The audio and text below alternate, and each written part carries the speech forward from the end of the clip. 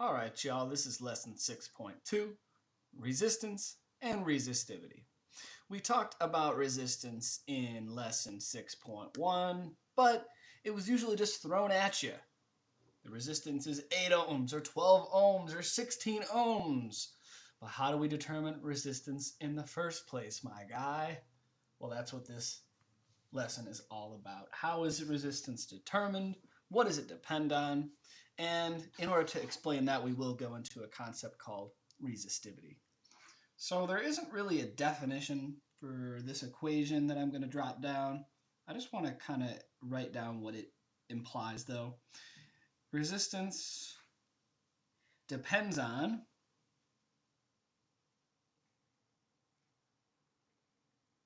resistivity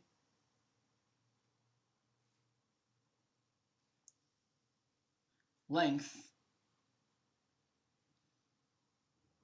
and cross-sectional area. Resistance depends on resistivity, length, and cross-sectional area. So what we're talking about throughout this whole chapter is electricity traveling through wires or substances or even large like pipes or whatever. So in order to determine the resistance of that, we need to know first, what is the wire or pipe made of? 2, how long is it? And 3, what is the area of it? Resistivity is a thing that depends on like what the material is made of. For example, rubber has a very high resistivity, which means that electricity doesn't travel very well through rubber. Copper has a very low resistivity, and therefore copper has a low resistance, and it allows electricity to travel through easily. So you've probably heard of insulators and conductors. These are things that are bad or good at conducting electricity. Like conductors, they let electricity through easily. That means they have high resistance. Insulators, they don't let electricity through very easily. And those are they have a low resistivity. Or I think I might have that backwards. But yeah, I think I have it backwards. Yeah. Conductors have a low resistivity. Insulators have a high resistivity. Here's the equation. On top of the fraction, we'll have resistivity and length. And on the bottom, we'll have the cross-sectional area.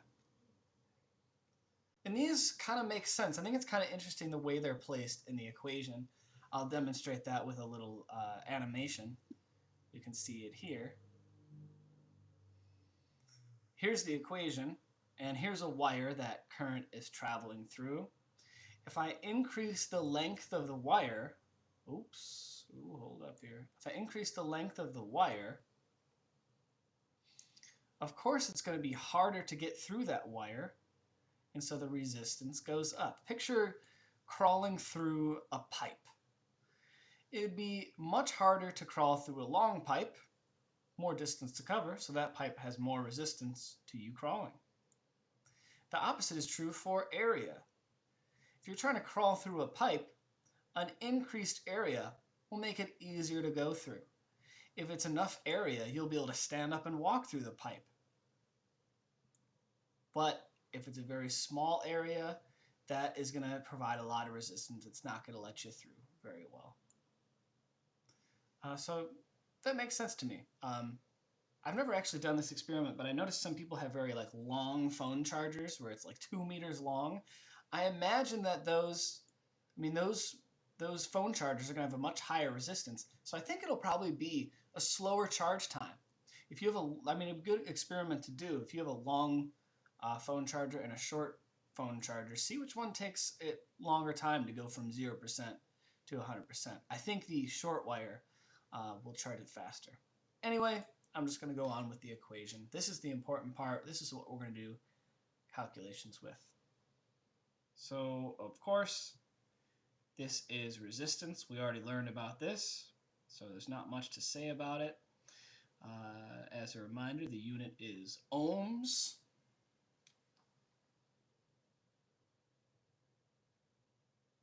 This is not a P. This is a Greek letter called rho. I'm going to put that on a side note. You don't have to write that part down, but it's good to remember. R-H-O, rho. That's the name of that Greek letter. It stands for, of course, resistivity. It's the inherent ability of a substance to resist. Has a pretty weird unit, ohms times meters. Up top here we have length. Measured in meters. The longer a wire is, the more resistance it has to flow. And down here we have area, not to be confused with amps. This is the area measured in meters squared. The more area, the larger the surface area of a wire, the larger the surface area, the lower the resistance. And that's why it's on the bottom of the fraction.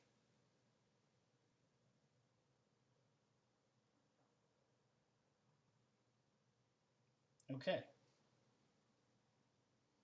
Diving into an example here, we'll calculate the resistance of a wire.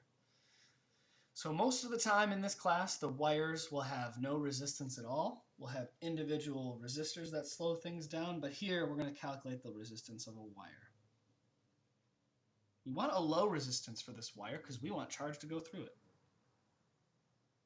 Calculate the resistance of a 35-meter copper wire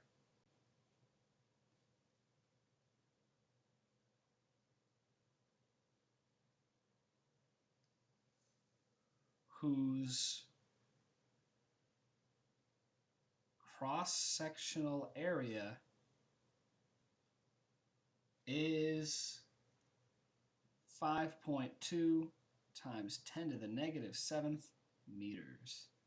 Calculate the resistance of a 35-meter copper wire whose cross-sectional area is 5.2 times 10 to the negative 7th meters squared.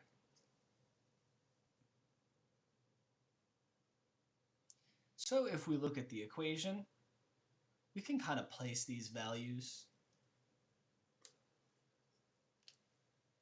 We're trying to calculate R, 35 meters. They don't really explicitly say it, but it kind of sounds like it's the length of the wire. Also, the unit is M, so that'll be length. Sometimes I use a cursive L for that, so I might change that to cursive L.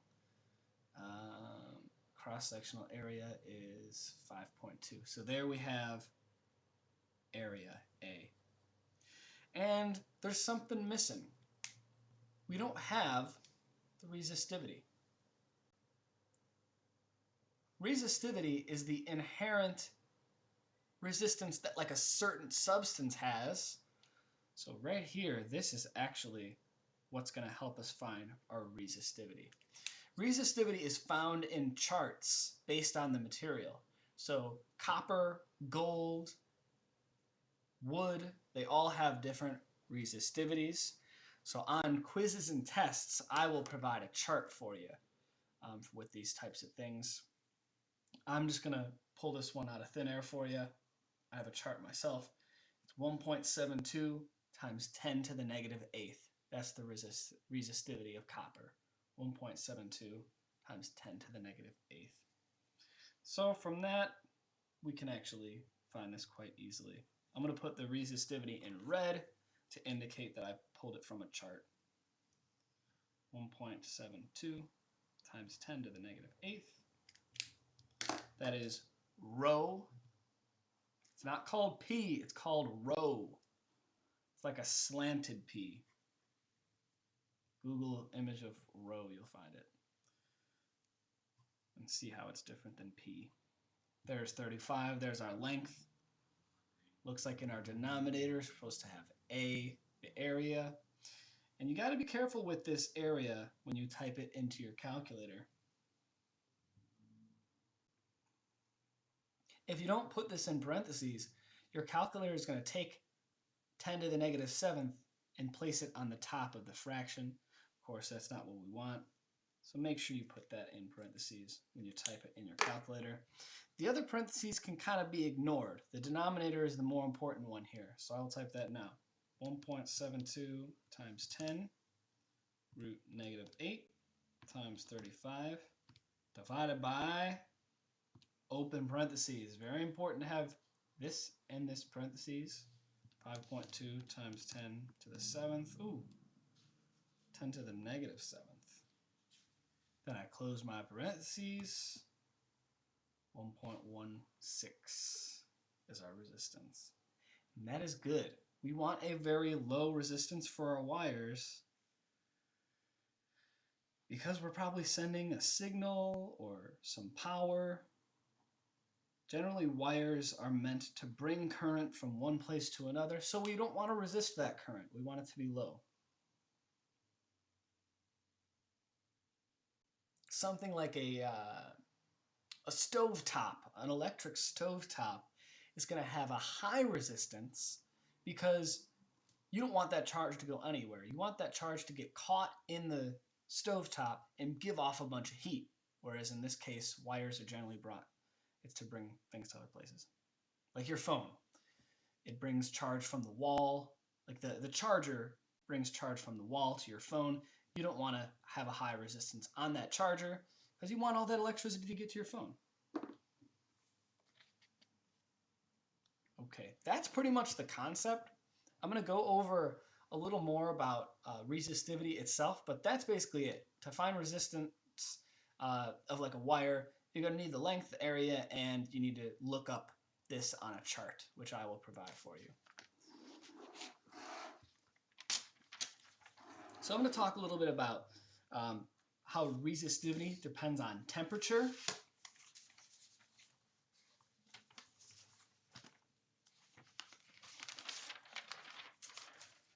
And it's different for every substance. Sometimes an increase in temperature will cause resistance to go up, and sometimes an increase in temperature will cause resistance to go down. It really depends on the substance itself. So here's how it is determined.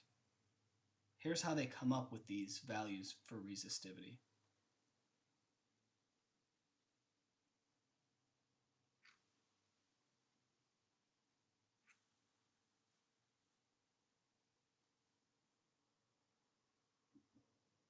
Resistivity depends on temperature and a special coefficient, which I will show in the equation. Resistivity depends on temperature and a special coefficient, which will be alpha. Don't let this equation scare you. The more important equation is the first, but I still want you to have this in your notes in case we use it.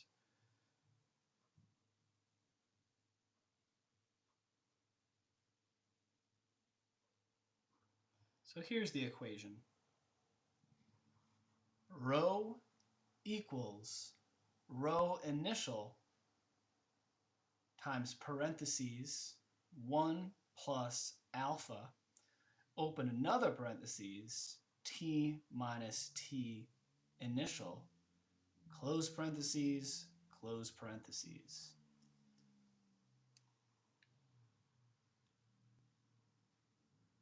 So when you look up rho in a table, they're usually using room temperature or the common operating temperature of that substance. But for something like a stovetop, the temperature varies greatly, and so it's valuable to know the different resistivities at different temperatures. So the values that I'm using here are actually based on a stovetop. We're going to figure out the change in resistance, or the change in resistivity, when it goes up by 100 degrees. So here we go.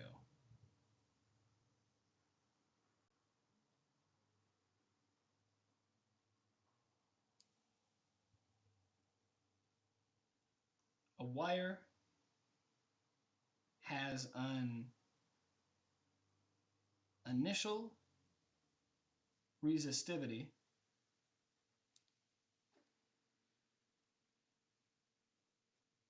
of 6.8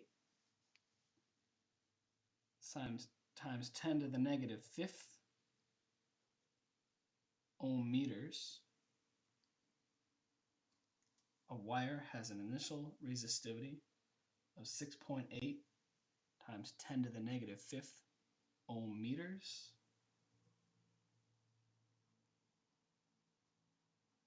Calculate its new resistivity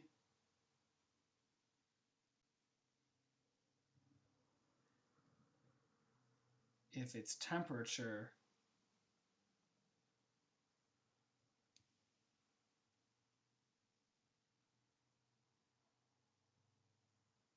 increases by 100 degrees Celsius.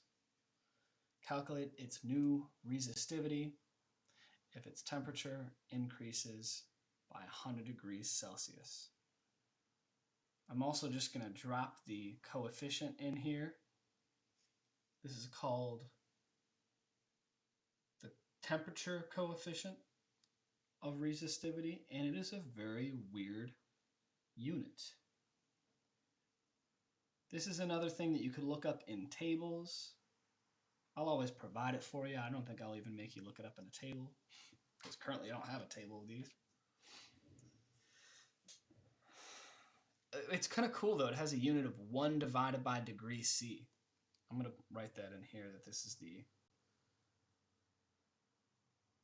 temperature. You could just call it the temperature coefficient. And I know that's a lot of info at once. Just all you really need to know here is that temperature change causes a change in resistivity. Therefore, it causes resistance to change. So I'm not sure if this makes a huge difference for power lines, but you know, your power plant is going to send a bunch of electricity to your house, and in cold weather, it might be sending extra power to you because the current is going through easily. It might be sending less power to you because it's being stopped. Long story short, change in temperature causes a change in resistance as well. And here's how we can calculate it. We'll plug in the numbers now. The new resistance is going to be the initial 6.8 times 10 to the negative fifth, parentheses, 1 plus 0.002. And then we have a weird situation here. We have our change in temperature, final temperature minus initial temperature. We'll just replace both of those with 100.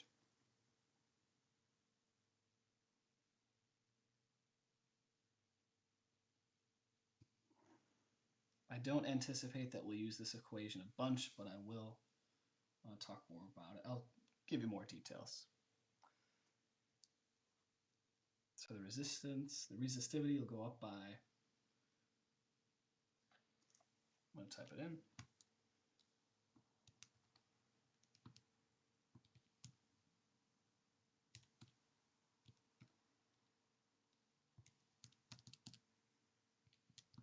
This would be a good one to practice typing in your calculator because of that scientific notation setup. Also, there is an important set of parentheses. The square brackets are important here. If you skip those, it might cause some errors. So here's what we'll have. 0.2,